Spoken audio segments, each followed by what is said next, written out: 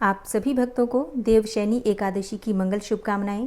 भगवान श्री हरि विष्णु आपकी समस्त मनोकामनाओं को पूर्ण करें।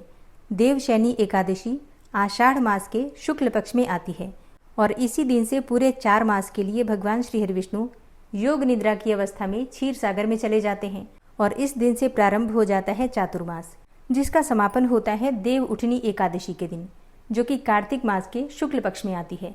और इसलिए देवशयनी एकादशी के दिन व्रत धारण करना, विधि विधान से भगवान श्री विष्णु की पूजा करना, व्रत की कथा सुनना अत्यंत श्रेष्ठ फल देने वाला माना गया है। धर्मराज युधिष्ठिर ने भगवान श्री कृष्ण से पूछा, हे जनार्दन, आषाढ़ मास की शुक्ल पक्ष की एकादशी का नाम क्या है?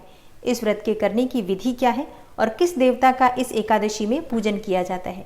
भगवान श्री कृष्ण कहने लगे, हे युधिष्ठिर, एक समय की बात है, नारद जी ने भी ब्रह्मा जी से यही प्रश्न किया था। तब ब्रह्मा जी ने उत्तर दिया कि हे नारद, तुमने कलयुगी जीवों के उद्धार हेतु अति उत्तम प्रश्न किया है, क्योंकि एकादशी व्रत सब व्रतों में श्रेष्ठ है। इस व्रत के प्रभाव से समस्त पाप नष्ट हो जाते हैं और जो व्यक्ति ये व्रत नहीं करते हैं वे नरकगामी होते हैं। वैसे तो प्रत्येक एकादशी श्रेष्ठ होती है, प्रत्येक एकादशी का व्रत श्रेष्ठ होता है, उनके करने से भगवान श्री विष्णु प्रसन्न होते हैं, परंतु उन सब में भी आषाढ़ मास के शुक्ल पक्ष की ये एकादशी तो सबसे अधिक पुण्य प्रदायक है और इस एकादशी का नाम पद्मा एकादशी है। और पद्मा नामक इस एकादशी से संबंधित पुराणों में वर्णित एक कथा मैं तुमसे कहता हूँ। हे नारद, तुम ध्यानपूर्वक इस कथा को सुनो। सत्य युग में मांधाता नाम का एक सूर्यवंशी राजा था, जो सत्यवादी और महान प्रतापी था। वह प्रजा का पुत्र की तरह पालन किया करता था। उसकी प्रजा धन धान्य से संपन्न और सुखी थी। उसके राज्य में कभी अकाल नहीं पड़ता था। एक समय उस राजा के राज्य में 3 वर्ष तक वर्षा नहीं हुई और अकाल पड़ गया। प्रजा अन्न की कमी के कारण अत्यंत कष्ट पाने लगी और अन्न के अभाव के कारण यज्ञ आदि भी बंद हो गए। एक दिन प्रजा राजा के पास जाकर कहने लगी, हे राजन, समस्त विश्व की सृष्टि का कारण वर्षा है। वर्षा के अभाव से अकाल पड़ गया है और अकाल से प्रजा मर रही है। इसलिए कोई ऐसा उपाय कीजिए जिससे प्रजा का कष्ट दूर हो। राजा मांधाता ने कहा, आप लोग ठीक कह रहे हैं, वर्षा से ही अन्न उत्पन्न होता है और आप लोग वर्षा ना होने से अत्यंत दुखी हैं। मैं आप लोगों के दुखों को समझता हूँ। ऐसा कहकर राजा कुछ सेना साथ लेकर वनों की तरफ चल दिए। वह अनेक ऋषियों के आश्रम में भ्रमण करता हुआ अंत में ब्रह्मा जी के पुत्र अंगिरा ऋषि के आश्रम में जा पहुंचे। वहां राजा ने घोड़े से उतरकर अंगिरा ऋषि को प्रणाम किया। मुनि ने राजा को आशीर्वाद देकर कुशल क्षेम के पश्चात उससे आश्रम में आने का कारण पूछा। राजा ने हाथ जोड़कर विनीत भाव से कहा, हे भगवान, सब प्रकार से धर्म का पालन करने पर भी मेरे राज्य में अकाल पड़ गया है। इससे प्रजा अत्यंत दुखी है। राजा के पापों से ही प्रजा को कष्ट मिलता है, ऐसा शास्त्रों में लिखा है। जब मैं धर्मानुसार राज्य करता हूँ तो मेरे राज्य में अकाल कैसे पड़ गया? मैं आपसे इसी संदेह का निवारण करने के लिए आया हूँ। कृपया करके मेरे संदेह का निवारण कीजिए और साथ ही प्रजा के कष्ट को दूर करने का कोई उपाय भी बतलाइए। राजा की ये बातें सुनकर महर्षि अंगिरा ने कहा, हे राजन, यह सत्ययुग सब युगों में उत्तम है। इसमें धर्म के चारों चरण उपस्थित हैं, अर्थात इस युग में धर्म की सबसे अधिक उन्नति है। लोग ब्रह्म की उपासना करते हैं और ब्राह्मणों को ही केवल वेद पढ़ने तथा तप करने का अधिकार है, परंतु आपके राज्य में एक शूद्र तपस्या कर रहा है। इसी दोष के कारण आपके राज्य में वर्षा नहीं हो रही है। इसलिए यदि आप प्रजा का भला करना चाहते हैं तो उस शूद्र का वध कर दीजिए। राजा ने कहा, हे महाराज, मैं उस निरपराध तपस्या करने वाले शूद्र को किस तरह मार सकता हूँ? आप इस दोष से छूटने का कोई अन्य उपाय बताइए। तब ऋषि कहने लगे, हे राजन, यदि तुम उपाय जानना चाहते हो तो सुनो। आषाढ़ मास के शुक्ल पक्ष की पद्मा नाम की एकादशी का विधि पूर्वक व्रत करो। इस व्रत के प्रभाव से तुम्हारे राज्य में वर्षा भी होगी और प्रजा सुख पाएगी। हे राजन, इस एकादशी का व्रत समस्त सिद्धियों को देने वाला तथा समस्त उपद्रवों को शांत करने वाला है। अतएव प्रजा, सेवकों तथा मंत्रियों सहित तुम इस व्रत को करो। मुनि के वचन सुनकर राजा अपने नगर वापस आ गया और विधि पूर्वक पद्मा एकादशी का व्रत किया। इस व्रत के प्रभाव से उनके राज्य में मूसलाधार वर्षा हुई और पूरा राज्य धन धान्य से परिपूर्ण हो गया। तब ब्रह्मा जी ने नारद जी से कहा, हे नारद, इस हरिशयनी एकादशी का व्रत सभी मनुष्यों को करना चाहिए, क्योंकि यह व्रत इस लोक में सुख और परलोक में मुक्ति देने वाला है। इसकी कथा के पढ़ने और सुनने मात्र से ही मनुष्य के समस्त पाप नष्ट हो जाते हैं। पद्मा एकादशी की कथा सुनाने के बाद भगवान श्री कृष्ण ने आगे कहा, हे राजन, इस पद्मा एकादशी का ही दूसरा नाम हरिशयनी एकादशी भी है। आज से भगवान विष्णु 4 मास के लिए शयन करते हैं और चातुर्मास्य के व्रत आज से ही प्रारंभ होते हैं। तब युधिष्ठिर ने विनीत भाव से पूछा, हे जनार्दन, भगवान विष्णु के शयन की विशिष्ट पूजा विधि और व्रत तथा चातुर्मास्य व्रत कैसे किया जाता है, मेरी जानने की बड़ी इच्छा है। कृपया इसके बारे में भी विस्तार पूर्वक बतलाइए। भगवान श्री कृष्ण बोले, हे राजन, अब मैं आपको भगवान विष्णु की हरिशयन पूजा और चातुर्मास्य व्रत का संपूर्ण विधान बतलाता हूँ। इसे आप ध्यान पूर्वक सुनिए। जब सूर्य कर्क राशि में जाता है तब भगवान शयन करते हैं और जब सूर्य तुला राशि में आता है तब भगवान सोकर उठते हैं। हे राजन, अधिक मास के आने पर भी यह क्रिया इसी प्रकार की जानी चाहिए और इसके अतिरिक्त अन्य किसी भी दिन न तो देवताओं को या भगवान को शयन कराना चाहिए और न ही उन्हें जगाना चाहिए। चातुर्मास्य व्रत और शयन की विशिष्ट पूजा के बारे में बताते हुए भगवान श्री कृष्ण ने आगे कहा, चातुर्मास्य का व्रत करने वाले को भगवान विष्णु की चतुर्भुजी सोने की मूर्ति का षोडशोपचार विधि से पूजन करना चाहिए और चातुर्मास्य व्रत के नियम का संकल्प करना चाहिए। भगवान की सोने की मूर्ति को पीताम्बर पहनाकर सुंदर श्वेत सैया पर शयन करावें और धूप दीप नैवेद्य आदि से भगवान का षोडशोपचार पूजन करें। पंचामृत से स्नान आदि कराकर इस प्रकार कहें, हे ऋषिकेश, लक्ष्मी जी सहित मैं आपका पूजन करता हूँ। आप जब तक चातुर्मास्य शयन करें मेरे इस व्रत को निर्विघ्न रखें। भगवान विष्णु की इस प्रकार पूजा और स्तुति करके शुद्ध भाव से मनुष्यों को दातुन आदि के नियमों को ग्रहण करना चाहिए। विष्णु भगवान के इस व्रत को ग्रहण करने के 5 काल वर्णन किए गए हैं। यह व्रत देवशयनी एकादशी से प्रारंभ किया जाता है और इसके अलावा जैसे कि एकादशी, द्वादशी, पूर्णमासी, अष्टमी और कर्क की संक्रांति से भी यह व्रत प्रारंभ किया जा सकता है।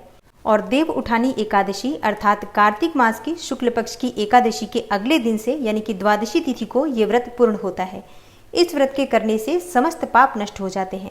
जो मनुष्य प्रतिवर्ष इस व्रत को करते हैं वे सूर्य जैसे दीप्तिमान विमान पर बैठकर स्वर्ग को जाते हैं। हे राजन, इस व्रत में गुरु तथा शुक्र की बाल और वृद्धावस्था वर्जित नहीं है। यदि सूर्य धन राशि के अंश में भी आ गया हो तो भी यह तिथि पूर्ण समझी जाती है। जो स्त्री या पुरुष पवित्र होकर शुद्धता के साथ इस व्रत को करते हैं वे समस्त पापों से छूट जाते हैं। बिना संक्रांति का मास अर्थात मल मास देवता और पितृकर्मों में वर्जित है। आगे भगवान श्री कृष्ण ने कहा, हे राजन, अब विभिन्न कार्यों का अलग अलग फल सुनो। जो मनुष्य प्रतिदिन मंदिर में झाड़ू देते हैं, जल से धोते हैं, गोबर से लीपते हैं या मंदिरों में रंग करते हैं, उनको 7 जन्म तक ब्राह्मण योनि मिलती है। जो मनुष्य चातुर्मास में भगवान को दूध, दही, घी, शहद और मिश्री आदि से स्नान कराते हैं तथा ब्राह्मणों को भूमि और स्वर्ण आदि का दान करते हैं, वे वैभवशाली होकर अंत में स्वर्ग में जाकर इंद्र जैसा सुख भोगते हैं। जो विष्णु भगवान की सोने की प्रतिमा बनाकर धूप, दीप, नैवेद्य और पुष्प आदि से भगवान का पूजन करते हैं वह इंद्रलोक में जाकर अक्षय सुख भोगते हैं। जो मनुष्य तुलसी से भगवान का पूजन करते हैं या स्वर्ण की तुलसी ब्राह्मणों को दान देते हैं वे सोने के विमान में बैठकर परम गति को प्राप्त होते हैं। जो मनुष्य भगवान को गूगल की धूप और दीप अर्पण करते हैं उनको अनेक प्रकार की संपत्ति मिलती है और वह जन्म जन्मांतर के लिए धनाढ्य हो जाते हैं। चातुर्मास्य की व्रत की महिमा का वर्णन करते हुए भगवान श्री कृष्ण ने आगे कहा, जो मनुष्य चातुर्मास्य में पीपल के वृक्ष तथा भगवान विष्णु की परिक्रमा करते हैं और पूजा करते हैं उनको विष्णु लोक की प्राप्ति होती है। और जो मनुष्य संध्या को देवताओं तथा ब्राह्मणों को दीप दान करते हैं तथा विष्णु भगवान का हवन करते हैं वे सुंदर विमान में बैठकर स्वर्ग को जाते हैं और अप्सराओं से सेवित होते हैं। जो मनुष्य चातुर्मास्य में भगवान का चरणामृत लेते हैं वे आवागमन से मुक्त हो जाते हैं। जो मनुष्य नित्य प्रति तीनों समय मंदिर में 108 बार गायत्री मंत्र का जप करते हैं वे सब पापों में लिप्त नहीं होते। इन 4 मासों में जो पुराणों और शास्त्रों को पढ़ते अथवा सुनते हैं एवं वस्त्र तथा स्वर्ण सहित ब्राह्मणों को दान देते हैं वे दानी, धनी, ज्ञानी और कीर्तिमान होते हैं। जो मनुष्य विष्णु भगवान तथा शिवजी का स्मरण करके प्रार्थना करते हैं वे पापों से रहित होकर धनवान और गुणवान हो जाते हैं। जो नित्य कर्म के पश्चात सूर्य को अर्घ्य देते हैं तथा व्रत की समाप्ति पर स्वर्ण, लाल वस्त्र और गोदान करते हैं वे आरोग्यता पूर्ण दीर्घायु तथा कीर्ति, धन और बल पाते हैं। चातुर्मासी में जो मनुष्य गायत्री मंत्र द्वारा तिल से होम करते हैं और समाप्ति पर दान करते हैं, उनके समस्त पाप नाश होकर निरोगी शरीर प्राप्त होता है तथा सुपात्र संतान मिलती है।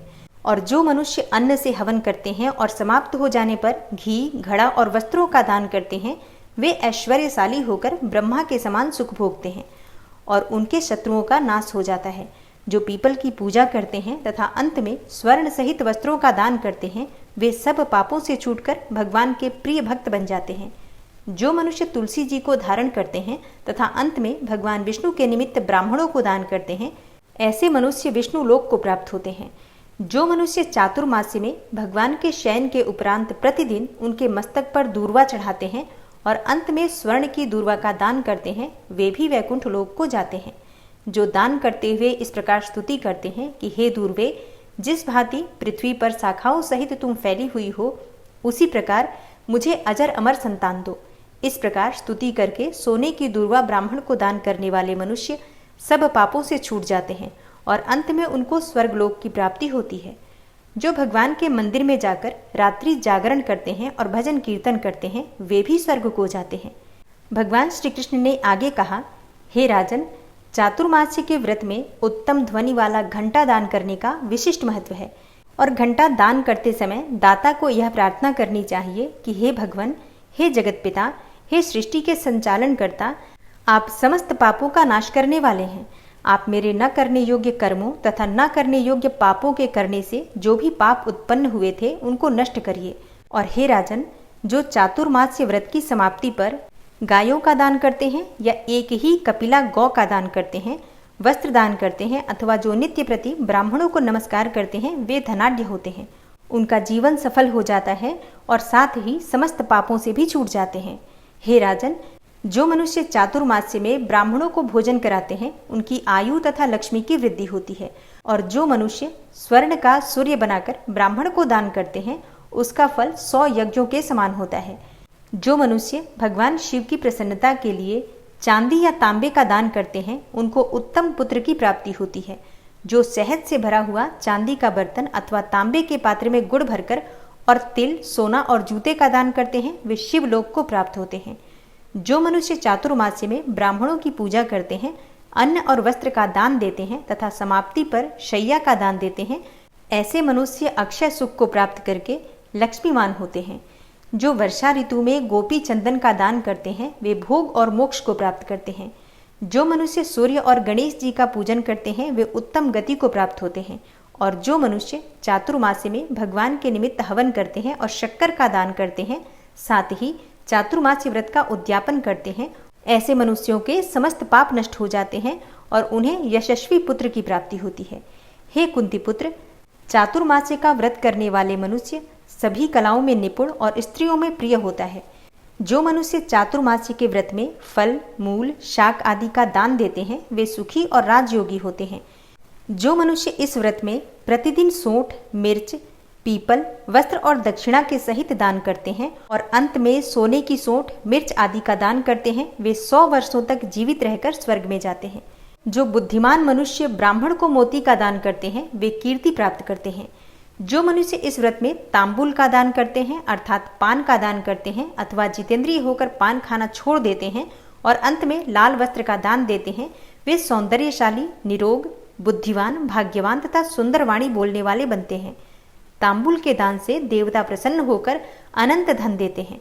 जो मनुष्य इस व्रत में लक्ष्मी जी और पार्वती जी को प्रसन्न करने के लिए हल्दी का दान करते हैं और अंत में चांदी के पात्र में हल्दी भरकर दान देते हैं, ऐसी स्त्रियां अपने पति के साथ और पति अपनी पत्नियों के साथ सुख भोगते हैं। उन्हें सौभाग्य, अक्षय धन और सुपात्र संतान मिलती है और साथ ही वे देवताओं में भी पूजित होते हैं। जो मनुष्य इस काल में शिवजी और पार्वती जी की प्रसन्नता के लिए ब्राह्मण, स्त्री तथा पुरुष का पूजन करके दक्षिणा, वस्त्र और स्वर्ण का दान करते हैं और आरंभ में शिव की स्वर्ण प्रतिमा बनाकर दान देते हैं और बैल का दान करते हैं, उन्हें संपत्ति और कीर्ति दोनों प्राप्त होती है। जो मनुष्य फल का दान करते हैं और अंत में स्वर्ण देते हैं, उनके सब मनोरथ सिद्ध होते हैं तथा सुपात्र संतान की प्राप्ति होती है। चातुर्मास्य में फल का दान करने से नंदन वन का सुख प्राप्त होता है। जो मनुष्य इस व्रत में पुष्प का दान करते हैं वे ज्ञान प्राप्त करके ब्रह्मलोक में पितरों के साथ अनेकों सुखों को भोगते हैं। जो व्यक्ति चातुर्मास्य में प्रजापत्य व्रत करते हैं और उसकी समाप्ति पर गौदान करते हैं और ब्राह्मणों को भोजन कराते हैं वे सब पापों से मुक्त होकर ब्रह्मलोक को जाते हैं। जो मनुष्य वस्त्रों और बैलों के सहित हल्का दान करते हैं और शाक, मूल और फलों का आहार करते हैं वे विष्णुलोक को जाते हैं। चातुर्मास्य में जो मनुष्य केला या पलास के पत्रों में भोजन करते हैं, कांसे के पात्र और वस्त्र का दान करते हैं तथा तेल नहीं खाते हैं उनके समस्त पाप नष्ट हो जाते हैं। जो मनुष्य पयो व्रत करते हैं और अंत में दूध वाली गौ दान देते हैं वे विष्णुलोक को जाते हैं। ब्रह्मघाती, बालघाती, सुरापान करने वाला, असत्य बोलने वाला, अगम्या से गमन करने वाला, विधवा का शील भंग करने वाला, ब्राह्मणी तथा चांडालिनी के साथ भोग करने वाला महापापी भी चातुर्मास्य व्रत करने पर पाप मुक्त हो जाता है। हे राजन, चातुर्मास्य व्रत के अंत में 64 पल कांसे का पात्र तथा वस्त्रों और आभूषणों के साथ गौ और बछड़ा दान करना चाहिए। जो मनुष्य भूमि को गोबर से शुद्ध करके भगवान का स्मरण करते हैं वे धार्मिक राजा होते हैं तथा उनकी संतान भी अच्छी होती है। उनको किसी शत्रु का भय नहीं होता और अंत में स्वर्गलोक को जाते हैं। चातुर्मास्य व्रत में जो नित्य प्रति भजन कीर्तन करते हैं तथा अंत में ब्राह्मणों को भोजन कराते हैं उन्हें शिवलोक की प्राप्ति होती है। जो मनुष्य एक समय भोजन करते हैं और अंत में निराहार रहते हैं और भूखों को भोजन कराते हैं, भक्ति पूर्वक भगवान का पूजन करते हैं, भगवान के शयन करने पर भूमि पर सोते हैं और जो मैथुन नहीं करते हैं, ब्रह्मचर्य का पालन करते हैं वे यशस्वी और लक्ष्मीवान होकर स्वर्ग में जाते हैं। जो मनुष्य चातुर्मास में सपरिवार चावल या फिर जौ का भोजन करते हैं और जो तेल नहीं लगाते, अंत में कांसे या मिट्टी के पात्र में तेल भरकर दान करते हैं अथवा जो शाक नहीं खाते और अंत में चांदी के पात्र को वस्त्र में लपेटकर या फिर 10 प्रकार के शाकों से भरकर वेद पाठी ब्राह्मण को दान देते हैं वे शिवलोक में जाकर अक्षय कीर्ति को प्राप्त करते हैं। जो मनुष्य गेहूं छोड़ने का नियम करते हैं और व्रत में अंत में सोने के गेहूं बनाकर दान देते हैं तथा जो व्रत में इंद्रियों का दमन करते हैं उन्हें अश्वमेघ यज्ञ का फल प्राप्त होता है। जो मनुष्य श्रावण मास में शाक, भादों में दही, आश्विन में दूध और कार्तिक में दाल का त्याग करते हैं वे निरोग और स्वस्थ रहते हैं। और जो मनुष्य मीठा, खट्टा और कड़वा पदार्थ का त्याग करते हैं वे मनुष्य दुर्गुणों से छूट जाते हैं। जो मनुष्य भगवान का स्मरण करते हैं तथा जो पुष्प आदि का त्याग कर देते हैं वे स्वर्ग को जाते हैं। जो चंद्रायण व्रत करते हैं, जो एकमात्र दूध का ही भोजन करते हैं वे ब्रह्मलोक को प्राप्त होते हैं। उनका वंश प्रलय तक रहता है। जिस दिन भगवान उठते हैं उस दिन ब्राह्मणों को वस्त्रों का दान करना चाहिए तथा भोजन कराना चाहिए। यह सब दान सुपात्र को देने चाहिए। कुपात्र को दान देने और लेने वाला दोनों ही नरकगामी होता है। भगवान श्री कृष्ण कहते हैं, हे राजन, इस प्रकार से चातुर्मास्य व्रत के नियम का पालन करने वाला मनुष्य समस्त प्रकार के पापों से मुक्त होकर और समस्त प्रकार के सुखों को प्राप्त करता है और अंत में विष्णु लोक को प्राप्त होता है। प्रेम से बोलिए श्री लक्ष्मी नारायण की जय। भगवान श्री कृष्ण की जय। जय जय श्री कृष्णा, जय श्री राधे।